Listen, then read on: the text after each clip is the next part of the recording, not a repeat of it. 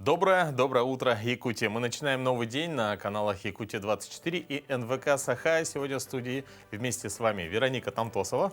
Руслан Ачиров. Всем доброго утра, хорошего настроения. У нас, как всегда, припасено для вас множество всего интересного. Обсудим важность профессии дознавателя. У нас будет уникальная возможность обсудить это с прекрасной девушкой-дознавателем и поздравить ее с профессиональным праздником. Узнаем, на какие книги стоит обратить внимание. Мы даже тут домашнюю библиотеку немножко принесли. Подведем итоги книжного года. Также мы расскажем, где лучше отдыхать, поделимся последними новостями и обсудим, как члены Общественной палаты обеспечивают чистоту выборов. Ну и, конечно, все самые утренние новости и заряд хорошего настроения сегодня в нашем эфире на Якутия-24 и НВК Саха. Также не забывайте подписываться на наш телеграм-канал, там вы можете увидеть самые интересные сюжеты, интересные новости. Ну а также вы можете отправлять ваши фотографии и новости на нашу электронную почту. И самые интересные мы, конечно же, покажем в наших сюжетах. Ну что, начинайте день вместе с нами. Обязательно вы начинайте вместе с нами. Сегодня у нас 23 января. Отмечается память святителя Григория в православном календаре. На Руси Григория прозвали летоуказателем, так как по поверьям в этот день можно было предсказать погоду на ближайшее лето. Так ясная погода в этот день предвещает раннюю весну, сухое и жаркое лето. Подул ветер с юга, жди в июне частых дождей. А какая погода сегодня, узнаем прямо сейчас. По сведениям Гидрометцентра, по состоянию на 6 часов утра в Колымо-Индигирских районах преимущественно без осадков. На остальной территории небольшой, на юге, западе, северо-западе по нижней линии местами умеренный снег. Порывы ветра в Ленском, Мирнинском районах до 15-18 метров в секунду, по нижней линии до 15-20 метров в секунду. Метели. Температура воздуха днем минус 35, минус 40 градусов на западе республики, от минус 13 до минус 18. В юго-западе 8-13 градусов ниже нуля. В Аймиконе днем минус 45, минус 50. На побережье Анабарского, Булунского районов небольшой снег, метель при порывах ветра, ночью до 28-33 метров в секунду, днем до 25-30 метров в секунду. Температура воздуха днем минус 23, минус 28, на побережье восточных районов днем от 30 до 35 градусов ниже нуля. Температура воздуха в городе Якутске на 6 часов утра минус 39 градусов, давление 763 миллиметра ртутного столба, ветер западный 1 метр в секунду. Сегодня днем преимущественно без осадков, ветер юго-восточный 2,5 метров в секунду, температура воздуха днем минус 34, минус 36 градусов. Но уже чувствуется, да, вот приход, скоро весна, уже в некоторых районах давай минус начнем 8 с предсказанием. градусов. Во-первых, предсказание. Если у нас сегодня ясная и хорошая погода, значит лето будет жарким. А Всё. весна придет раньше. Да, с этой мыслью можно уже жить, потому что, добираясь до работы, ты наконец-то видишь, где ты по городу едешь. Я сегодня Луну увидел, когда шел на работу. Ну, я о чем и Да, говорю. То есть ясное ты небо. уже не как ежик в тумане от точки до точки, где я еду, а уже спокойно ты добираешься. Можно посмотреть окружение. Я елку заметила на синема-центре. Такая, ничего себе, она, оказывается, там была. Вот, очень интересно. Вот у нас хороший такой климат, когда постепенно ты открываешь новые места, да? Да. Хотя ходишь там каждый день. Неожиданно, да. Ну вот, кстати, по поводу пробуждения. Мне кажется, старые будильники были надежнее. Тебе вот так не кажется? Потому что с появлением телефонов мы там ставим одно время, ставим другое время, постепенно переходим. И мне кажется, вот у меня ребенок не просыпается. То есть постоянно переставляет будильники. Да, и в итоге выключает его окончательно. Ты, кстати, таким страдаешь? Ну, я бывает, да. То есть бывает так, что откладываю. Но я ровно у меня есть счетчик в голове, где-то раза 3-4 я могу отложить. Дальше уже точно должен проснуться. Ну, хорошая новость, это делает нас бодрее.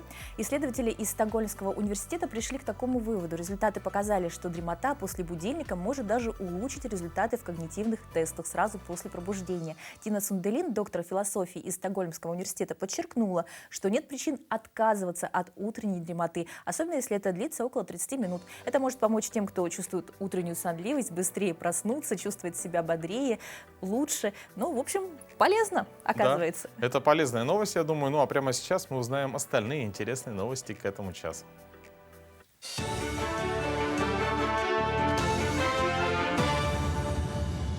Доброе утро, Якутия. Последние новости к этому часу. Дополнительные наряды ДПС с комплексами видеофиксации выставили на дорогах Якутии. С помощью видеофиксации сотрудники ДПС будут выявлять превышение скоростного режима и выезд на полосу для встречного движения. Отмечается, что с начала этого года за выезд на встречную полосу, в том числе за повторное нарушение, составлены и направлены в суд 76 административных протоколов. Водителям грозит штраф до 5000 рублей или лишение прав на 4-6 месяцев. Якутия презентовала свои успехи и достижения на Дне строительства и ЖКХ на форуме «Россия». Председатель правительства РФ Марат Хуснуллин отметил, что строительная отрасль продолжает активный рост. По его словам, жилищные условия за 4 года улучшили почти 16 миллионов семей. Были отмечены результаты программы расселения аварийного жилья, по которой с 2008 года из 27,5 миллионов квадратных метров переселили более 1,5 миллионов граждан. Также с 2017 года в рамках проекта формирования комфортной городской среды было благоустроено более 111 тысяч территорий по всей России. У нас республика занимает второе место среди дальневосточных субъектов по дальневосточной ипотеке. Рассказали о решении, полном закрытии вопроса обманутых дольщиков в прошлом году. Решили вопрос порядка 2000 граждан нашей республики. Также ознакомили с ходом работ по программе переселения, по обеспечению жильем льготных категорий граждан. Регионы показывали свои достижения в области строительства и жилищно-коммунального хозяйства за последние 20 лет. Действительно, есть что показать, есть чем гордиться. И сегодня на павильоне Республики Саха-Якутия лично пришел Эрек Энварич, министр строительства и ЖКХ, ознакомился о ходе работ, которые были у нас выполнены за последние 20 лет, и о планах, которые мы ставим перед собой. Традиционная выставка первой книги на языках народов Якутии открылась в стенах исторического зала Национальной библиотеки. Гости могут ознакомиться с полнотекстовыми версиями уникальных изданий, которые хранятся в научно-исследовательском центре книжных памятников. Самыми старинными являются книги, изданные православными миссионерами в Иркутске и Петербурге в первой половине XIX века. Отмечу, что вместо книг в целях сохранности будут стоять распечатки с QR-кодами. При нашей библиотеке работает научно-исследовательский центр книжных памятников. В этом памятнике у нас хранятся уникальные книжные памятники, которые отражают историческое и культурное наследие народов Республики Саха-Якутия. И чтобы сделать доступным эти книжные достояния, сотрудники центра постоянно делают книжные выставки, которые именно нацелены на популяризацию, сохранение культурного наследия. Эстафета флага первых зимних международных спортивных игр «Дети Приморья» прибыла в Якутск из Владивостока. Игры пройдут с 18 по 23 февраля в городах Приморского края. В играх примут участие более 1000 юных спортсменов из 30 муниципальных образований Дальнего Востока. Также свои команды представят 5 стран-участниц, в их числе Северная Корея и Китай. Из Якутии же примут участие 28 спортсменов. В программу включили 8 зимних видов спорта, лыжные гонки, сноуборд, шорт-трек, фигурное катание и многое другое. Отметим, продолжительность эстафеты составит более 40 тысяч километров. Мероприятие проводится при поддержке аппарата президента России Владимира Путина в Дальневосточном федеральном округе. Наша команда в составе 28 спортсменов. У нас тренера и руководитель команды. В общей сложности 37 будет участников. Также мы будем принимать участие по 6 видам спорта. Это у нас хоккей, шорт-трек, фигурное катание, лыжные гонки и биатлон. Сегодня наша команда готовится к этим играм.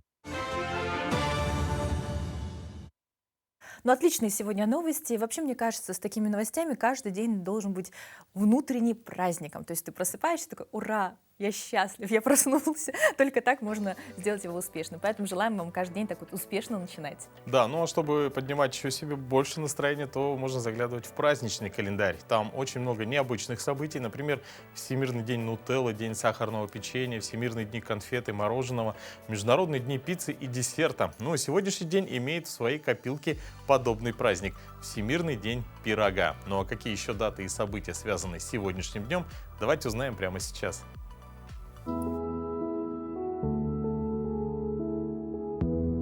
На календаре 23 января. Сегодня отмечают День ручного письма, Всемирный день пирога, День сотрудников органов дознания МЧС России.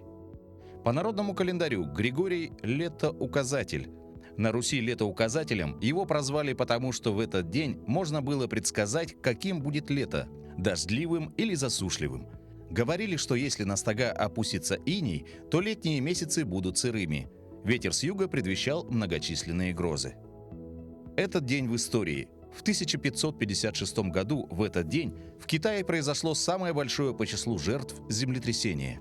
Его эпицентр находился в долине реки Вэйхэ в провинции Шэньси. Тогда погибло 830 тысяч человек. 23 января 1849 года в штате Нью-Йорк впервые диплом врача был вручен женщине. Первой дипломированной женщиной-врачом стала Элизабет Блэквелл. В 1881 году в Большом театре в Москве состоялась премьера оперы «Евгений Онегин» Чайковского. В 1895 году, 23 января, впервые в мире человек ступил на берег Антарктиды. Первыми людьми, увидевшими берега, одетые в ледяной панцирь Антарктиды, были участники русской кругосветной экспедиции под командованием Фадей Беллинсгаузена и Михаила Лазарева.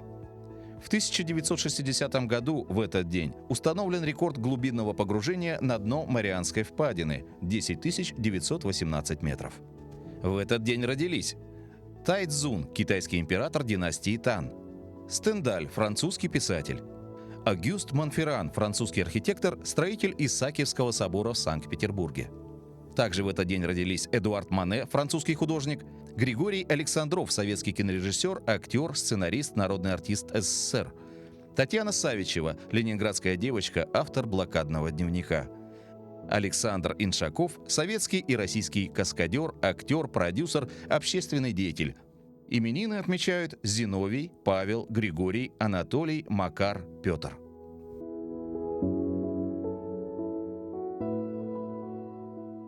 И как уже было сказано, сегодня в стране отмечается День дознавателя МЧС России. Работа дознавателя трудная и в моральном, и в физическом плане. Дознаватели занимаются расследованием пожаров, проводят предварительное расследование. В форме дознания по преступлениям им приходится общаться с массой разных людей, каждому из которых нужно найти правильный подход. Более подробно о важности этой профессии мы сегодня поговорим с нашим гостем в студии. Это Александра Алексеева, дознаватель МЧС России по Республике Саха-Якутия. Доброе утро. Доброе утро. Доброе утро. Доброе утро. Расскажите, как вы пришли в эту профессию?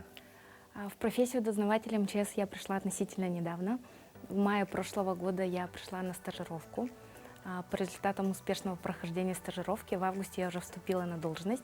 И с августа я уже являюсь должностным лицом, дознавателем. Ну, такой очень милый дознаватель. Расскажите, пожалуйста, в чем специфика? Неужели вы прям так серьезно можете допрашивать свидетелей? Конечно. Ну, наша деятельность вообще органов, правоохранительных органов. Мы расследуем уголовные дела, связанные с пожарами. У нас расследуются по 3 статьям. Это 168 Уголовного кодекса, 219 и 161 лесные пожары. Ну, то есть это в зависимости от степени, да, получается, степень размера пожара самого, да, пострадавших, да, кто пострадал, если погибший. От ущерба, да, конечно же, зависит. Преступления, которые мы расследуем, это небольшой тяжести преступления и чаще всего неумышленные преступления. Таким образом, у нас 3 статьи, по которым мы работаем. Ну, вот в фильмах так показывают, прям как собирают на пожарах чуть ли не остатки там кожи, ну, фантастично это все выглядит. На самом деле, какие улики собираются при пожаре, именно которые вы занимаетесь, да? То есть это не предумышленные пожары, возникшие по вине людей, неправильной эксплуатации, наверное, да? Да. Вообще, во-первых, при выезде на место пожара мы производим осмотр места происшествия, при котором мы должны установить территорию пожара, на какой площади, причину пожара мы также устанавливаем при осмотре места происшествия. И при любых пожарах, скорее всего, сохраняются вещественные доказательства. Это может быть электропровода, какие-то горючие вещества, может быть, сохранены на каких-либо поверхностях. Это все мы изымаем, запечатываем, упаковываем надлежащим образом согласно Уголовно-процессуальному кодексу и далее уже работаем по установлению причин пожара. А можете вспомнить, это было как бы не так давно, да, вот ваш первый случай, когда вот вы вступили в должность дознавателя, и вот ваше первое дело? Так, вообще мой первый пожар, я помню его сейчас, дословно могу рассказать вам. Это был первый день моего дежурства, мы вступаем на дневное дежурство каждый день. Это было 13 августа, и мне поступило сообщение о том, что на Маганском тракте произошел лесной пожар. Как только поступило сообщение, сразу выехала на него. Это была большая территория в лесном массиве. И, конечно, мне было очень страшно поначалу, но, как говорится, глаза боятся, руки делают. Я приступила к осмотру места происшествия, установила площадь пожара. Также далее произвела осмотр места происшествия, по которому установила, какая часть леса горела, там, лесной массив, травяной массив. Все это я установила, собрала вещественные доказательства, при этом собрала антропогенные факторы, чаще всего это остатки каких-либо материалов, там, вещей, может быть, все это я изъяла. Дальше произвела работу по сбору информации, принадлежности земли.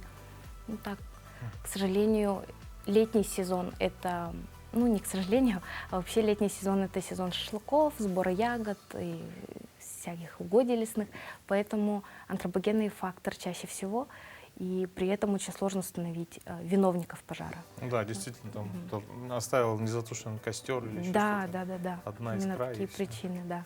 Людей было очень много в тот период, и, конечно, я собрала полную информацию, объяснения у всех очевидцев пожара. Таким образом, материал был полностью собран мной. Ну, получается, то есть в летний сезон у нас основными факторами являются ненадлежащее Да. обращение, получается, с огнем, Мгм. то есть несоблюдение правил безопасности при выезде на природу, а в остальных случаях? Ну, в зимний период, в осенне-зимний период, это чаще всего при эксплуатации печи, неосторожное обращение при эксплуатации печи, то есть Электрооборудование. электрооборудование, да, люди ненадлежащим образом производят осмотр там, нагревающего оборудования, и таким образом могут возникать пожары. А бывает ли такой случай, что очень сложно определить, ну вообще невозможно собрать доказательства, или все-таки всегда в любом случае что-то остается? Ну, чаще всего остаются. Но бывают такие случаи, когда не было очевидцев пожара, все дотла сгорело, и в таких случаях к нам на помощь идут эксперты испытательной пожарной лаборатории города Якутска при МЧС. Они нам очень помогают в этом. Они обладают специальными познаниями, и с помощью них мы все-таки определяем причину пожара чаще всего. Скажите, пожалуйста, ну, насколько сложно такой прекрасной барышне работать в этой профессии? Ну, сложности, конечно же, есть. Во-первых, это дежурство у нас ежедневное, то есть мы и ночью заступаем, то есть на любые вызовы мы обязаны выехать. Но, как говорится, любые трудности, они нам посильны, поэтому справляемся, работаем. А вы с детства мечтали вообще вот взять и найти себе в такой профессии, как правоохранительные органы? Ну, с детства, конечно, я мечтала работать в правоохранительных органах, и даже у меня имеется опыт до знания МЧС, работы в правоохранительных органах, поэтому я к этому шла осознанно, и сейчас я очень рада и довольна своей работой. Ну, мы поздравляем еще раз с профессиональным Спасибо. праздником. Мы очень рады, что у нас такие ответственные дознаватели. Ну и, наверное, пару слов вашим коллегам. Спасибо большое еще раз. Хочу поздравить и поблагодарить своих коллег, отдел надзорной деятельности и профилактической работы по городу Якутску. Желаю вам легкой работы, чтобы наш труд с вами приносил пользу для общества и для граждан. Спасибо всем большое. Поздравляю вас с этим праздником. Александра, мы вас тоже поздравляем. Спасибо вам, было очень приятно.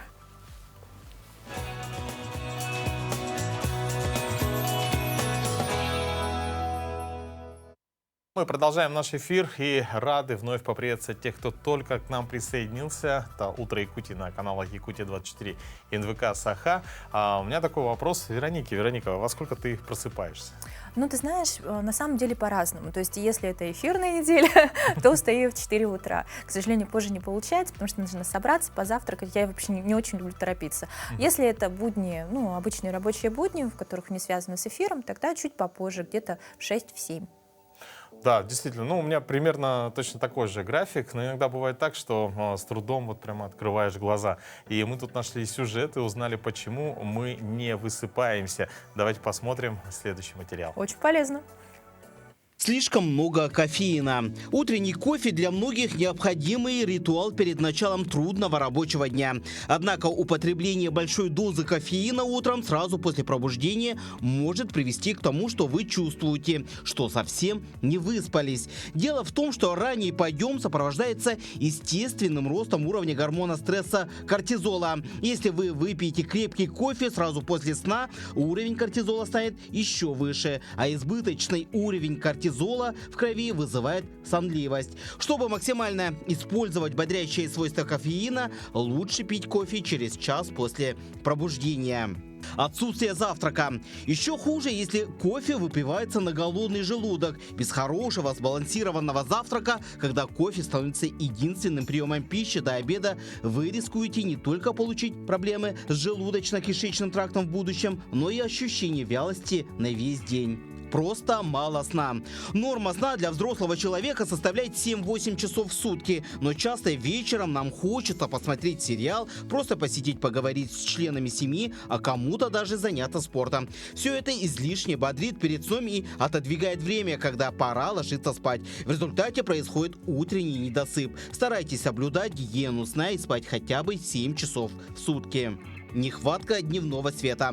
Наверняка все замечали, что вставать легче, если за окном светло. Естественное освещение играет ключевую роль в регулировании наших биологических ритмов. Но большинство людей даже в дневное время пользуются искусственным освещением на рабочем месте, что может сказаться на качестве сна. Старайтесь днем чаще выходить на улицу, а в выходные дни выбирайте в качестве досуга утреннюю прогулку по парку. Разное время пробуждения. В норме сон состоит из нескольких фаз, между которыми должно соблюдаться правильное соотношение. Постоянное изменение времени пробуждения может нарушить ваш циркадный ритм. Правильный сон и бодрствование, а регулярное пробуждение в одно и то же время, напротив, помогает улучшить качество сна. Помните, если вы просыпаетесь после 12 воскресенья, подъем в понедельник в 6 утра вызовет у вас больше трудностей. И последнее – не выпускать телефон из рук. Не только заканчивать, но и начинать день со смартфона – не лучшая идея. Утром организму нужно дать хотя бы полчаса времени на естественное пробуждение. Телефон в руках со списком задач на день, лента тревожных новостей, неотвеченные сообщения, лишний стресс и отвлечение от важных утренних ритуалов организма. Я сразу вспоминаю студенческие годы. У меня тогда был такой здоровый музыкальный центр. Ставил будильник, включалось радио, возможно, даже Виктория, да? Но перед тем, как включиться, у него был такой щелчок. И после 3 где-то таких вот просыпаний, когда она на полную громкость включалась, я уже потом просыпался от щелчка. Успевал доскочить до музыкального центра и его выключить. Нет, надо сказать, что, конечно, в студенческие годы мы, по-моему, спали по 2 и по часу и умудрялись сдавать успешный экзамен, потом бежать еще куда-нибудь на работу, кстати, да, на радио. Поэтому вспомнили радио Виктория. Ну, надо сказать, что еще очень все это зависит от времени года, что в зимний период создать себе настроение намного сложнее, да и выбрать интересное занятие для отдыха тоже. Всероссийский центр изучения общественного мнения представляет результаты опроса, посвященного отношению россиян к зиме и их любимым активностям в это время года. 2-й год подряд народный рейтинг досуговых предпочтений возглавляет зимние виды спорта, катание на горных лыжах, санках и многое другое. Тогда как еще в 2021 их главным конкурентом был просто отдых, без активностей. Треть наших сограждан выбирают поездки в гости к родственникам и друзьям. Еще треть дали понять, что предпочитают лишний раз не выходить на улицу зимой. А каждого 4-го привлекает рыбалка, охота и пешие походы. Примерно столько же опрошенных считают идеальным познавательный и культурный отдых, экскурсии, путешествия по историческим памятным местам и посещение театров, музеев и выставок. А вот реже всего россияне хотели бы провести время на даче и перезимовать в теплых краях.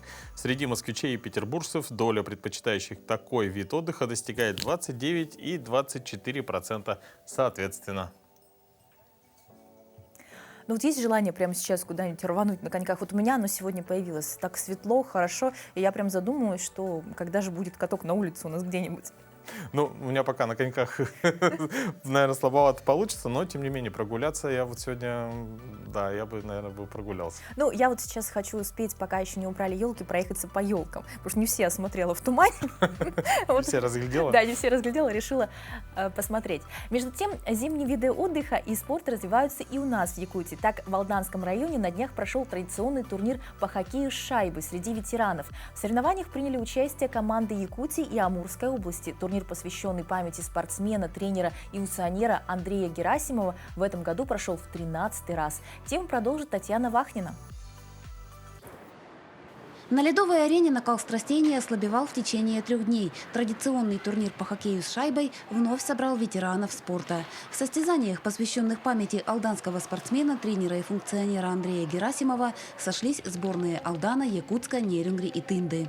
Ребята на протяжении долгого времени приезжают на этот турнир. Раньше приезжали, катались, играли зимой под открытым небом. Сейчас более комфортные условия. В торжественном открытии турнира приняли участие министр промышленности и геологии Якутии Максим Терещенко, председатель Республиканской федерации хоккея и постоянный участник турнира Афанасий Владимиров и глава Алданского района Александр Шестопалов. Первый матч предварила церемония награждения спортсменов и тренеров за весомый личный вклад и активное участие в развитии спорта. Я являюсь постоянным участником этого турнира и пропустил, наверное, 3 турнира, ну, по объективным причинам. А так, с Андреем Геннадьевичем мы близкие друзья были, поэтому я всегда стремлюсь сюда приехать и вот почтить память вместе со своими единомышленниками, любителями хоккея. В советские годы хоккей с шайбой в Алдане был массовым. В постперестроечное время его популярность ослабла. Возрождение этого вида спорта пришлось на начало нулевых. Во многом благодаря усилиям Андрея Геннадьевича Герасимова. Турнир в его память был учрежден супругой и сыном. Я помню те годы, когда эта штука зарождалась, когда они хоккей свой возрождали. Собрались ребята-энтузиасты. Очень было тяжело, очень я помню, как это все было. Но благодаря ихнему характеру, благодаря ихней харизме, в хоккей играют настоящие мужчины. Они выдержали все. В этом году турнир по хоккею среди ветеранов прошел в 13-й раз. Второй год подряд площадкой состязаний становится ледовая арена. С ее открытием в 2022-м зимние виды спорта, столицей которых негласно признан Алдан, получили импульс к развитию. Вообще мы виды зимнего спорта будем развивать, и они достаточно на высоком уровне. Наши дети показывают хорошие результаты. Мы будем в этом году открывать шорт-трек, фигурное катание и будем продолжать заниматься хоккеем. Соревнования, отметили участники турнира, проходили на высоком уровне. На первую ступень почетного пьедестала взошла команда города Нерюнгри. Серебро завоевали хоккеисты Тынды. Замкнула тройку лидеров сборная Якутска. Татьяна Вахнина, Сергей Шипачев, Александр Лукин, Алдан. Ну, появляется прям желание, да, чем-нибудь заняться таким зимним, спортивным. Ну, и начать, наверное, планировать летний отпуск. Ты уже запланировал что-нибудь? Ну, вообще, в целом, в этом году мы планируем никуда не выезжать, отдыхать около Якутска и в близлежащих хороших районах. Но в том числе, когда вода спадает, очень красивые песчаные острова появляются около. Не, ну на самом деле, надо сказать, если подумать, что люди платят, чтобы приехать к нам отдохнуть летом и порыбачить, то как-то не очень уезжать летом куда-то и платить кому-то другому за отдых. Ну, а прямо сейчас мы узнаем, правда, какие тренды направления отдыха сейчас существуют. В 2023 году самыми популярными зарубежными направлениями для российских туристов стали Турция, Таиланд, Объединенные Арабские Эмираты и Египет. Эти страны традиционно предлагают комфортный отдых на пляжах, развитую инфраструктуру и доступные цены. А вот в 2024 году эксперты прогнозируют сохранение основных тенденций на российском туристическом рынке. При этом в связи с изменением геополитической ситуации ожидается рост спроса на направления, не связанные с Европой. Одним из основных трендов на предстоящий год станет рост спроса на немассовые курорты уже знакомых стран. Например, в Турции все чаще интересуются курортами, расположенными вдали от популярных туристических центров, такими как Алания, Кемер и Белек. А вот в Таиланде растет спрос на северные регионы страны, где нет моря, но есть уникальные природные достопримечательности, такие как водопады, пещеры и древние храмы. Еще одним трендом станет рост спроса на комбинированные туры, которые позволяют посетить несколько стран или регионов в рамках одного путешествия. В связи с ростом интереса к экзотическим направлениям в 2024 году эксперты прогнозируют рост спроса на такие страны, как Мальдивы, Шри-Ланка, Индия и Вьетнам.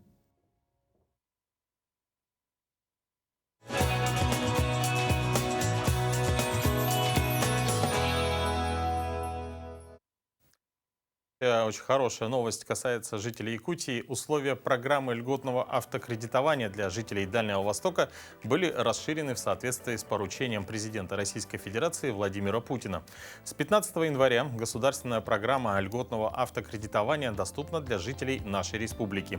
Льготы будут распространяться на автомобили «Лада», ВИЗ, УАЗ, ГАЗ с двигателем внутреннего сгорания, а также на электромобили «Эволют», «Москвич-3Е». Жителям Дальневосточного федерального округа предоставляется скидка на первоначальный взнос по кредиту в размере 25% от стоимости автомобиля с двигателем внутреннего сгорания и 35% от стоимости электромобиля. Льготами могут воспользоваться семьи с детьми, медицинские работники, работники сферы образования, участники СВО и члены их семей, а также граждане с инвалидностью. Но у нас еще много интересных новостей. В городе Якутске 25 декабря 2023 года столичными депутатами было принято решение переименовать улицу Автодорожная в проспект имени Михаила Николаева, первого президента Якутии. В данное время измененное название уже внесено в Государственный адресный реестр улично-дорожных сетей.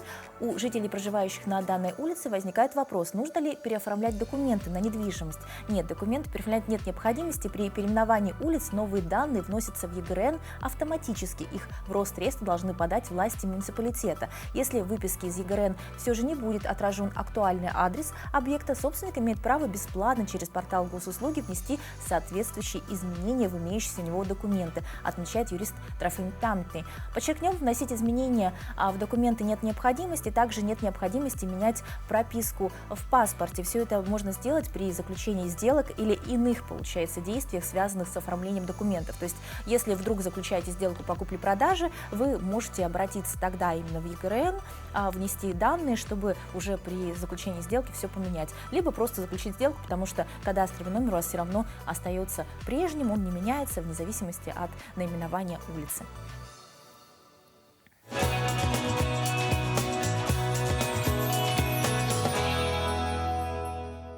На самом деле замечательная новость. Мне кажется, что когда улицы именные, да, то есть именно носят название героев, важных, значимых людей, особенно для нашей республики, как-то даже жить на такой улице становится приятно. И можно вот даже проходя с маленьким ребенком по этой улице рассказать, что вот она носит имя такого вот замечательного человека. Так вот мы, когда готовили проект в «Помнится» с дочкой, тоже вот разбирали, кто такой Федор Попов, то есть почему улица так названа. Вот. Да, и улицы принимают уже такую историческую тему. Ну, вообще, мне кажется, просвещение очень важно, поэтому нужно больше читать, больше знать, и порой даже ознакомиться с новостями бегло, дорогие телезрители, это тоже очень важно. Поэтому оставайтесь с нами, мы обязательно поделимся всем самым интересным, важным и подскажем вот в плане даже названия улиц. Ну а согласно данным опроса, самая читающая страна в мире – это Китай. В исследовании были задействованы 17 стран мира, граждане которых читают каждый день или не менее раза в неделю. Таков был контрольный вопрос. Россия оказалась на втором месте с результатом в 59%. Опрос также показал гендерное равенство. В среднем во всем мире количество людей, которые читают книги не менее раза в неделю, составляет 50,7%. Ну вот прям хочется быть на первом месте. Я думаю, может начать читать между нашими сюжетами. Поможем, да, поможем. Почему мы на втором месте? Это несправедливо.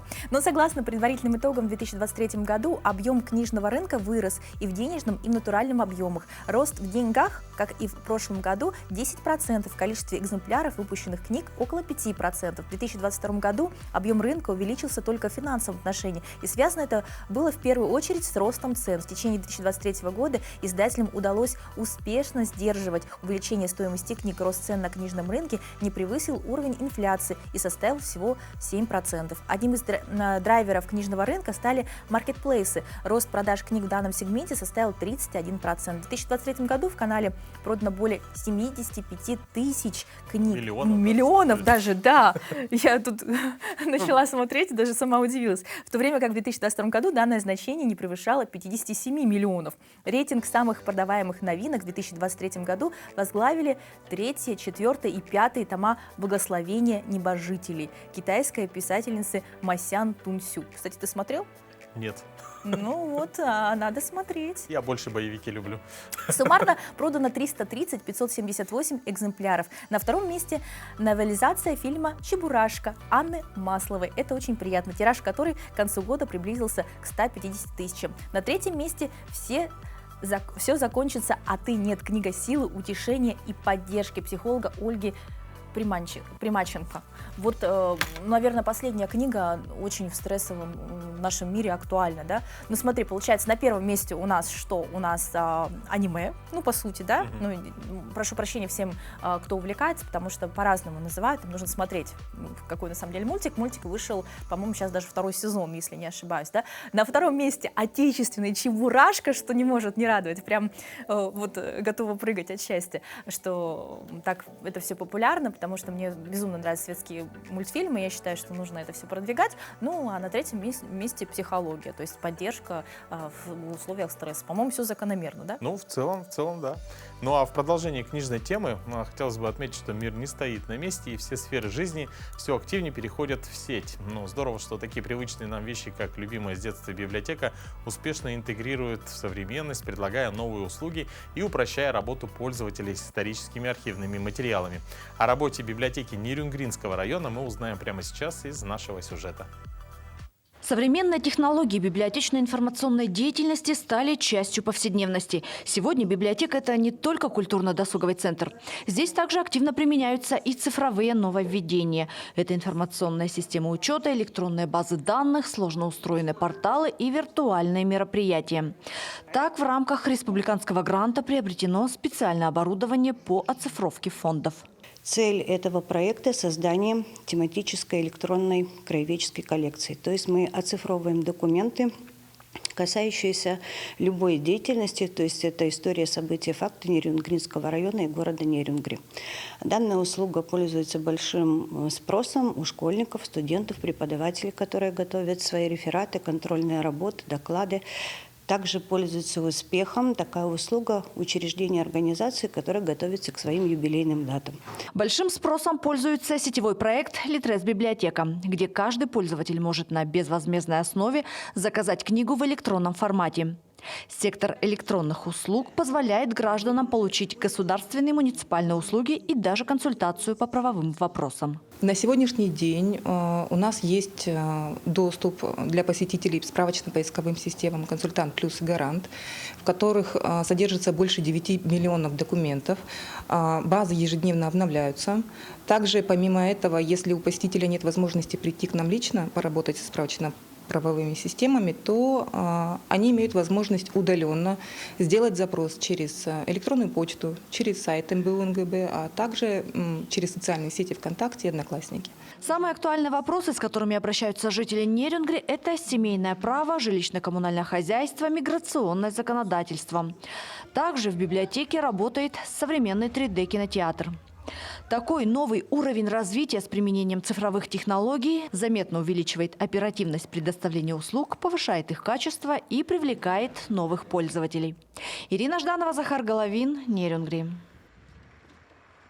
Ну, вообще, продолжаем книжную тему, потому что книги — это важно, это полезно. Обязательно, ну, без разницы, что вы читаете в электронном виде, в натуральном, да. Ну, мне вот нравятся живые книги, да. Главное, чтобы это было интересно. И какая книга может вам пригодиться, узнаем прямо сейчас из нашей постоянной рубрики. Книга называется «Контекст жизни. Как научиться управлять привычками, которые управляют нами». Автор Владимир Герасичев и его соавторы Иван Маурах, Арсен Рябуха.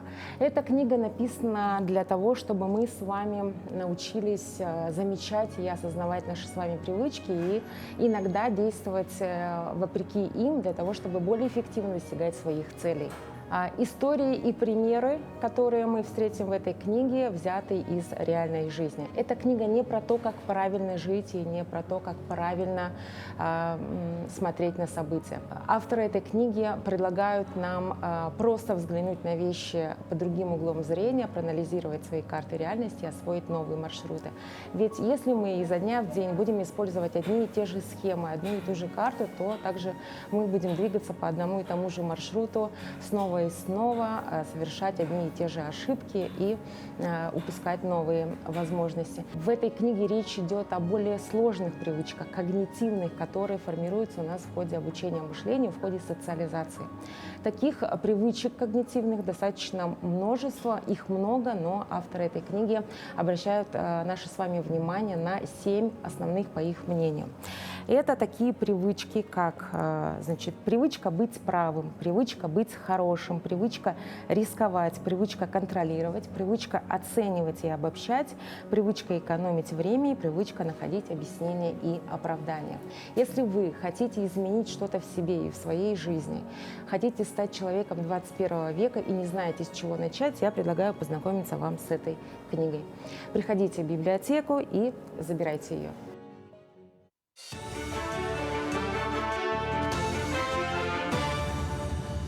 Мы продолжаем освещать самые заметные события. Доброе утро. Посетители первого фестиваля ярмарки «Сделано в России» смогут приобрести различные товары от более чем 70 российских компаний, включая продукты питания, напитки и потребительские товары. Ожидается, что около 3 миллионов человек посетят мероприятие фестиваля за период его проведения. Напомним, что фестиваль «Ярмарка. Сделано в России» состоится во время китайских новогодних праздников с 27 января по 5 февраля в провинции Ляонин. Основной акцент на фестивале будет сделан на презентацию российской пищевой продукции.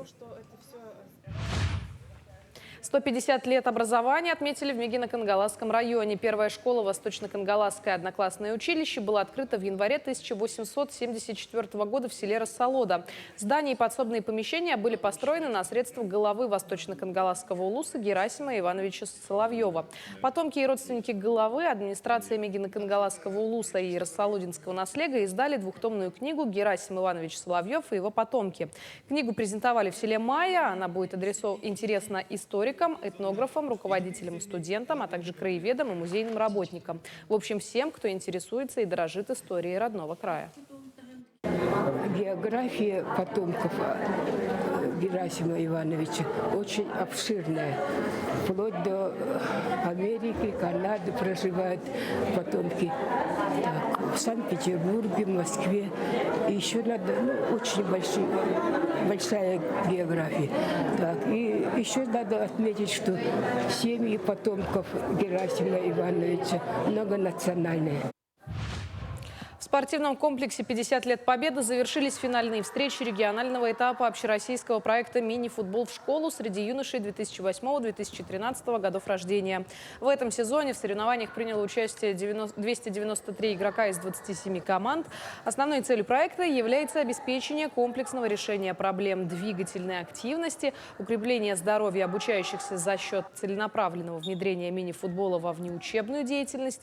Так, победителями стали спортсмены из Нюрбинской школы, городской классической гимназии Якутска, а также столичной школы номер 10.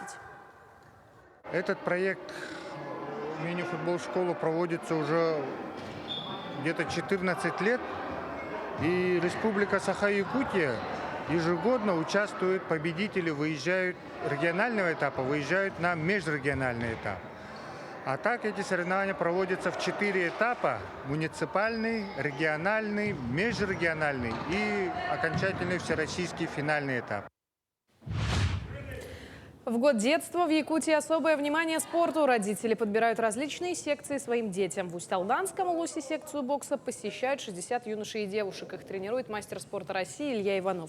Из них 5 юниоров на этой неделе планируют выступить на первенстве по боксу в Хангаласском Улусе, где чемпионов отберут на международные спортивные игры «Дети Азии» и отправят на соревнования Дальнего Востока. 46 боксер один, 52 один, 54 двое и 57-1. Сбор идет нормально. Вот уже у нас идут уже подводящие дни для сгонка веса, для техники и чуть-чуть где-то ошибочки исправить, их нехватки. К этому часу это все новости. Хорошего дня. Дорогие друзья, сегодня наша беседа с нашими гостями коснется самого главного события в нашей стране – выборов президента России. На всех избирательных участках нашего региона будут находиться общественные наблюдатели. Это обычные люди, учителя, врачи, рабочие, студенты, пенсионеры, фермеры, неравнодушные граждане, пожелавшие стать наблюдателями за ходом избирательного процесса, за выборами первого лица государства. И более подробно о работе общественных наблюдателей мы сегодня поговорим с нашими гостями в студии. Это Станислав Иванов, председатель Общественной палаты Республики Саха-Якутия, председатель штаба общественного наблюдения первый проректор АГИКИ, и Альбина Сивцева, председатель комиссии Общественной палаты Республики Саха-Якутия по здравоохранению, физической культуре и спорту, преподаватель общественного наблюдения, главный врач Якутского республиканского наркологического диспансера. Доброе утро. Доброе утро. Здравствуйте. Рада приветствовать у нас. Но у Института общественного наблюдения когда вообще возник? Расскажите, пожалуйста, когда вы стали набирать общественных наблюдателей, как это происходит, какие-то инициативные люди, кто их выдвигает? Вообще Институт общественного наблюдения был создан в нашей стране в 2018 году, когда проводились первые выборы президента Российской Федерации. И с этого времени фактически вот начинает формироваться это новое образование, которое обеспечивает прозрачность, открытость, легитимность и законность всего избирательного процесса. Ну, выборы проводятся для избирателя, для граждан России, значит, и наблюдать за всем этим процессом население должны граждане. Поэтому на базе общественных палат были созданы группы тех людей, которые желают принять участие в контроле над тем процессом, который происходит. Что это значит? Мы объявляем через общественные советы в улусах, объявляем набор граждан, которые хотят принять участие в виде наблюдателей. То есть это работа в течение одного дня, или в последнее время у нас стало, значит, я не говорю популярным, да, но более удобная форма — это трехдневное голосование, поскольку работа в последнее время у многих людей стала сменная. Предположим, есть такие производства, которые невозможно остановить, а каждый гражданин Российской Федерации обязан свое мнение, исполнить свое избирательное право, да. Исполнить. Ну и воспользоваться. Да, и воспользоваться, и выразить свое мнение. Поэтому вот это трехдневное голосование, оно как бы очень-очень удобно. Врачи, авиаторы, летчики, предположим, или те, кто находится на каком-то непрерывном процессе, промышленники, они имеют возможность, если не в первый день, то во второй или в третий день проголосовать. Ну, вряд ли, например, просто человек обычный, да, может прийти и стать сразу наблюдателем. Альбина Владимировна, вы как раз являетесь преподавателем общественного наблюдения. Согласно, и вы объездили практически все уголки нашей Родины, да, обучая. Началось ли обучение перед выборами президента Российской Федерации? Ну, как сказал Станислав Иванов, действительно, Институт общественного наблюдения, он вообще начался, по идее, с 2018 года. В республике мы начали это очень активно с 2021 года. И на сегодняшний день мы тоже можем смело утверждать и сказать, что наблюдатели у нас практически готовые. То есть мы проводим не только онлайн-обучение, мы ведь еще и выезжаем на места, чтобы их обучить. И поэтому, конечно, у нас эта работа, она непрерывная, она уже практически идет уже в течение 3 лет. И сегодня практически мы тоже можем смело сказать, что у нас уже готов институт общественных наблюдателей. наблюдателей. Насколько сложно вообще пройти обучение, чтобы стать общественным наблюдателем? Вы знаете, на сегодня у людей настолько активная жизненная позиция, а именно они пользуются своим избирательным правом, что на сегодняшний день у нас Общественная палата не наблюдает того, чтобы люди отказывались или, допустим, или не хотели. Поэтому с таким выбором у нас проблемы нет, понимаете? Обучение, Да. в принципе, занимает не очень много времени. Это да. 1 или 2 дня. То есть есть определенный закон, по которому граждане получают те основные знания, которые необходимы для проведения контроля. То есть вот пришел наблюдатель в 7:30 утра, и до 8 вечера он наблюдает, все ли правильно проходит. Ну, основные моменты — это выдача бюллетеней по паспорту, а не по каким-либо другим документам. Ну, мы с вами знаем, у нас очень небольшое количество населения, да, и когда в деревне, предположим, приходит родственник и говорит, там, человек, который выдает бюллетени, что, меня не знаешь, что ли, да, я же там свой родственник и прочее. Но нет, одно дело простые дружеские отношения, предположим, другое дело закон.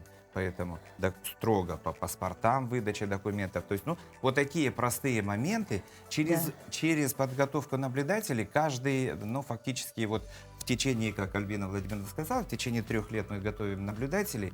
И с 2001 года, ну, с 2020 года, когда был первый референдум проводился по изменению Конституции, внесению изменений в Конституцию, мы фактически каждый год готовили где-то около 2000, 1800, 2000 избирателей каждый год в режиме онлайн или в очном режиме, как вот мы сказали, у нас около 12 преподавателей, которые имели возможность выехать на места, в улусы, проводить встречи не только с наблюдателями, но и обследовать. Вот Альбина Владимировна, как руководитель комиссии по медицине, она все свои объекты медицинские обследовала, встречалась с работниками. То есть так каждый выезжающий по своему направлению проводили такую работу. И, кроме того, проводили обучение наблюдателей. То есть мы сразу стараемся комплексно воспользоваться выездом, потому что это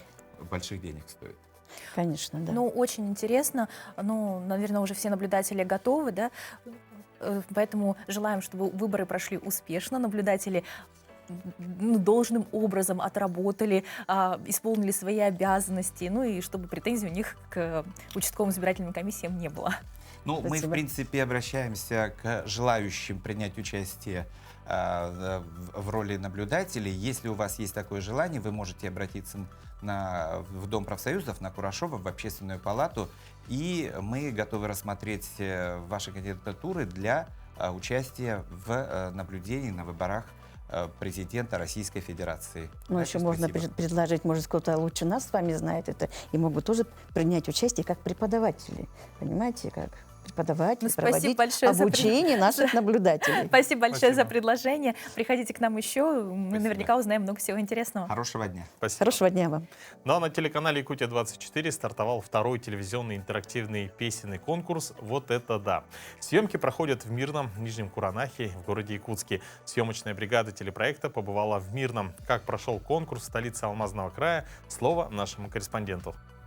В конкурсе «Вот это да» принимают участие вокалисты от 18 лет и старше. Многие хоть и имеют за плечами музыкальное образование, но на сцене телевизионного конкурса они также новички, как и самодеятельные исполнители. Но их голоса действительно на 100% «Вот это да».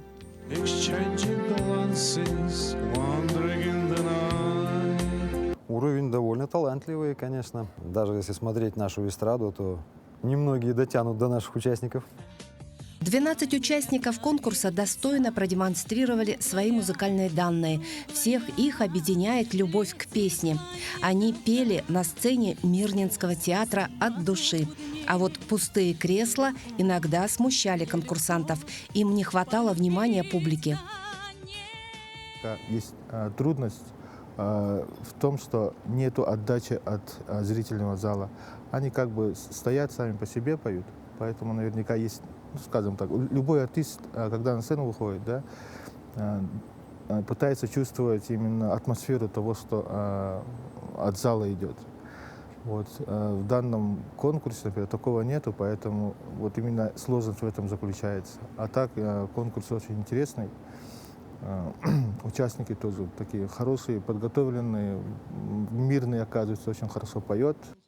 Проба голоса в непривычном формате – это тоже хороший опыт и еще одна ступень в музыкальной карьере любого исполнителя. Данный конкурс для меня уже не первый. Всегда, конечно, волнительно выходить на сцену, очень радостно выступать. И в прошлом году было очень круто, мне очень понравилось. Но очень хорошая возможность для новичков, которые только начинают свой вокальный путь. И я думаю, что для них это очень важная ступень такая в музыкальной сфере. Поэтому удачи им и побед.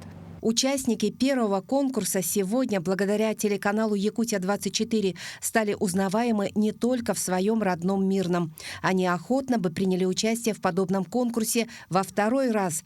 Но по условиям проекта шанс заявить о себе дается только новичкам. Но зато есть возможность поделиться своим творчеством с нашими телезрителями. Нас помнят и приглашают нас выступать, поддержать проект. И очень хорошо, что данный проект «Вот это да» проходит во второй раз в городе Мирный. Молодежь растет, тоже хочет стремиться на сцену, хочет на большую сцену, и очень замечательно, что есть такие проекты. В Мирнинском районе определился победитель первого тура, по мнению жюри. Второго победителя выберете вы, уважаемые телезрители. После выхода конкурса в эфир начнется недельное СМС-голосование за понравившегося участника. Ну а сегодня съемки конкурса начнутся в Нижнем Куранахе, Алданском районе. Юлия Михайлова, Виктор Дьячковский специально для программы «Утро Якутии». Ну, замечательный конкурс. Если вы умеете петь, присоединяйтесь. Мне кажется, это правда отличная возможность. Да, и зрители нашего телеканала смогут увидеть, как уже было сказано, начиная с 3 февраля каждую субботу и воскресенье. А финальный выпуск выйдет в прямом эфире 25 февраля. Не пропустите, это будет очень захватывающе интересно, и у вас будет возможность поддержать своих любимых исполнителей. Ну, а мы призываем вас включить телевизор завтра в это же время. Вместе с нами встретить новое утро нового дня. До новых встреч в эфире. Начинайте утро вместе с нами.